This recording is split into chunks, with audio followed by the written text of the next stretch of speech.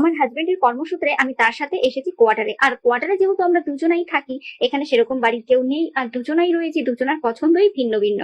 নমস্কার বন্ধুরা, আমি প্রিয়াঙ্কা নদিয়া থেকে আমার নতুন আরো একটা ভিডিওতে সকলকে জানাই স্বাগতম। কোয়ার্টারে তোর মা নেই যে মা রান্না করে দেবে চিকেন, কিন্তু মায়ের স্টাইলে চিকেন রান্না করতে কিন্তু বেশ ভালো লাগে। মা রান্না করে দিলে বেশ ভালোই লাগতো, কিন্তু মা যেহেতু নেই তো নিজেই মায়ের মতো করে চেষ্টা করছি, যদিও হবে না তবুও চেষ্টা করছি। দেখাবো হাজবেন্ড সেরকম একটা পছন্দ করে না, সেই মতো 500 গ্রামই নিয়েছিলাম। আর আলুটা যেহেতু আমি বেশ পছন্দ করি চিকেনে, তো সেই মতো কিন্তু আলুটা একটু বেশি নিয়েছিলাম। এখানে যেসব মশলা লাগে সবাই জানে চিকেন রান্না করতে, কিন্তু এইভাবে কতজন রান্না করে আমি জানি না, কিন্তু খুব টেস্ট লাগে।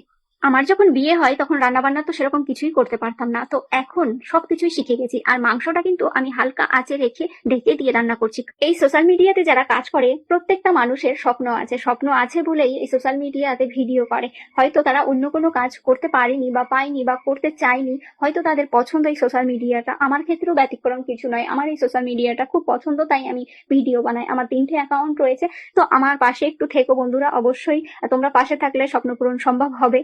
আমাদের সাথে কথা বলতে বলতে চিকেনটা প্রায় হয়েই গেছে, গরম মশলা দিলেই হয়ে যাবে। তো বন্ধুরা ভালো থেকো, সুস্থ থেকো।